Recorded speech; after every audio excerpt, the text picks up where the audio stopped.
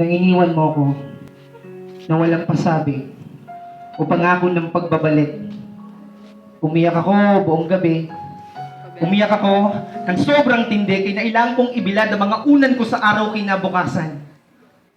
Ang sarap pala sa pakiramdam na patulugin ka ng sarili mong pag-iyak. Naisip ko, hindi pinakulo ang dahon ng bayabas o alak ang sagot sa ganitong klaseng sakit. Luha. Luha ang pinakamainam na panglanggas sa sugat ng puso. Kaya, inaraw-araw ko ito.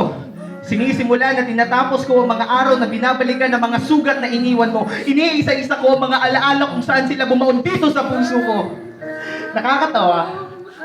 Ang akala ko noon, kung dumating man tayo sa araw na to ay puro mga alaala ng hindi pagkakasunduan at away ang iintindihin ko. Kasi sila ang mahirap gamutin. Sila na kahit ilang balina ng luha ang aking pigain mula sa mga mata ko ay magdurugo pa rin. Pero mas nagdurugo ako sa mga tawa mo. Mas nagdurugo ako sa mga patawa mo. Mas nagdurugo ako sa mga yakap mo na kung saan ang balat ko ay parang nalalapnos kapag dahan-dahan mo kong hinahaplos at ang hininga ko ay nakakapo at kinakapos kapag niyayapos kita. Nadurugo ako nung gabing umalis ka. Pero mas nagdurugo ako nung unang gabing pinili mong manatili. Nadurugo ako, sabihin mo sa akin na ayaw mo na, pero mas nagdurugo ako nung tinanong mo ko po pwede pa ba. Nadurugo ako nung gabing tinalikuran mo ko, pero mas nagdurugo ako nung pagtingin ko sa likod ko, nandun ka pa. Nadurog ako, nagsabihin mo sa akin na hindi mo na ako mahal at nagdurugo at nagdurugo at nagdudurugo at nagdurugo at nagdurugo pa rin ako sa alaala na ikaw pa ang una nagsabi ng mahal kita. Mahal kita. Mahal kita. Kung titingnan ng maigi ang mga salitang isinulat ng sugat ng lahat, yan dalawang yan na palagi kong mababasa, mahal kita. Sa inaraw-araw na pagbibilag-unan ko, nagmamanhid na sila, mahal kita. Sa dinami-dami ng luha na pinanglanggas ko rito sa puso ko, nalalamig na sila, mahal kita. Sa inaraw-araw na pagkirot nito sa dibdib ko, medyo nakakasanay na mahal kita.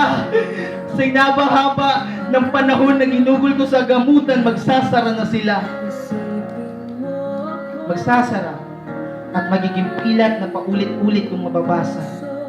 At ang tangi lamang sabit ay mahal kita.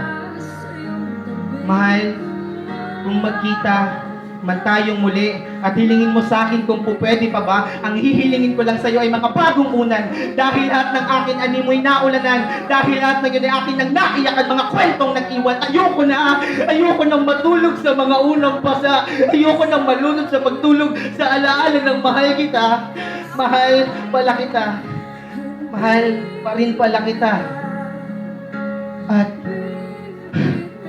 sa wakas, hindi na kasing sakit ng dati.